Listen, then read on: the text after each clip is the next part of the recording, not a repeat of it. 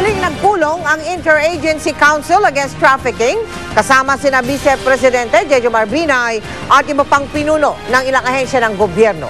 Bunsod po yan ng nakakaalarmang pagdami ng biktima ng human trafficking na karamihan mga batang babae. Nakatutok si Sandra Aguinaldo.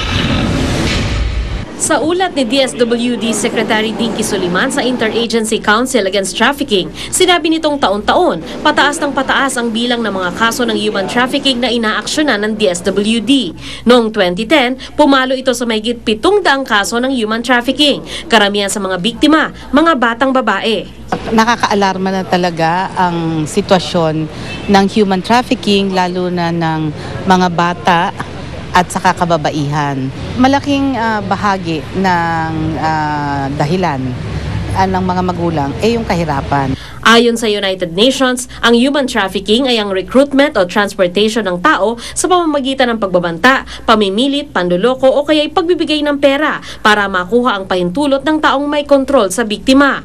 Ang Plan International Philippines, isang NGO, minsan ang nakatulong sa isang kakaibang kaso ng human trafficking. 2 dalagitang magkapatid, edad 12 at 13, ang humingi ng saklolo dahil ibinebenta sila ng kanilang sariling ina sa isang foreigner. Matapos magsumbong ang mga bata sa kanilang kamag-anak, hinuli ng mga otoridad ang kanilang ina habang nasa aktong ibinabiyahe na naman ang mga bata para dalhin sa kliyenteng foreigner. Sa kasabaang palad, nakatakas ang dayuhan. Kaya raw mahalaga ang pagtutulungan ng gobyerno at ng komunidad sa problema ng human trafficking.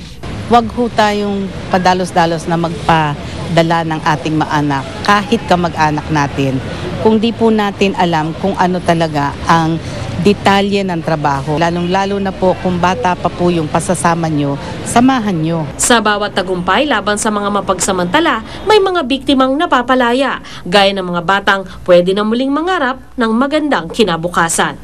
Dito ko na nalaman kung saan ako intended na ginawa ng Panginoon, na dapat lang na someday na maging ako social worker para makatulong ako sa mga bata. Sandra Aguinaldo, Nakatutok, 24 Oras.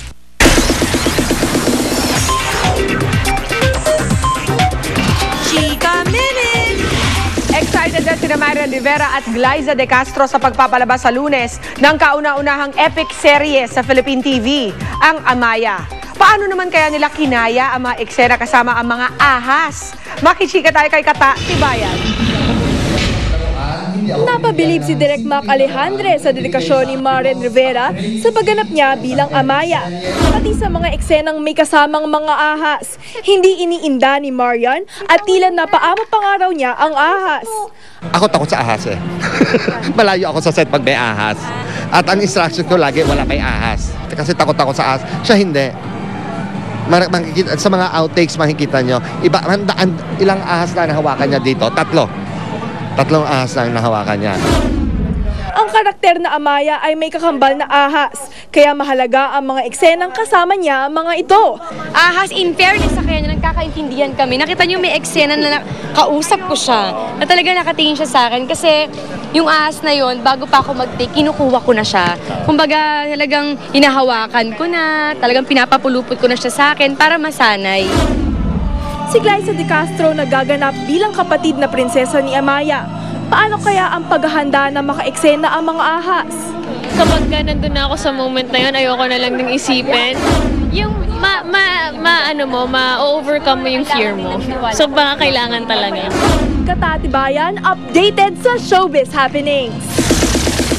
Sa pagbabalik ng Chika Minute, Jackie Rice, bakit kaya nagdalawang isip bago tanggapin ang lead role sa bagong show na Sisid? Tutukan yan. Time out! Mga kapuso, 6 na buwan na lang sasabak na ang ating mga atleta sa Southeast Asian Games sa Indonesia. Bilang bahagi ng kanilang paghahanda, susukatin nila ang kanilang galing sa National Games sa Negros Occidental. Maki-time out po muna tayo kay Sports at Sea, Chino Trinidad. Ginaganap sa kasulukuyan ng Philippine National Games sa Negros Occidental. Dito, susukatin ng Philippine Olympic Committee at ng Philippine Sports Commission ang kahandaan ng ating mga atletang sasabak sa Southeast Asian Games sa Nobyembre. Ang muling binuhay na National Games ay pagkakataon na rin para makakita pa ng mga karapat-dapat ng mga atletang pasado sa SEA Games standard. Handa na nga ba ang Team Pilipinas para sa hamong ito? In terms of the athletes, I don't think so. There's a long way to go. There's a lot of training that we need to do. This is just the first step of many that the athletes will have to do. Gaya ng mga nakalipas na SEA Games, sa palabigas ng sport ng taekwondo at boxing pa rin tayo aasa para makadikit sa perennial powerhouse teams gaya ng Thailand at Indonesia. Sa multi-sports discipline meet gaya ng SEA Games, umaasa ng mga sorpresang pagpapakita ang Philippine delegation sa fencing, billiards, karate-do at pati na rin gymnastics sa katauhan ni PNG Golden Boy John Monteclaro na nakapitong ginto sa Bacolod. Isa rin sa pakay ng National Games ay ang makadiskubre ng mga bagong talento. Naman po, maraming swimmers na nag-attend from different parts of the Philippines, and I think na we would be able to find young talents for the future. Chino Trinidad Nakututo, 24 oras. Susunod, pamilya ng isa sa dalawang Pinay na nasawi sa buhawi sa Amerika, hindi maipaliwanag ang pighati. Dahil sa trahedya, lalaking nagbenta ng bahay na peke umano ang titulo. Inireklamo sa investigador ng bayan. At 3 instrumento kayang pagsabay-sabayin ng isang musikera sa Taiwan. Tutukan lahat ng yan dito sa 24 oras.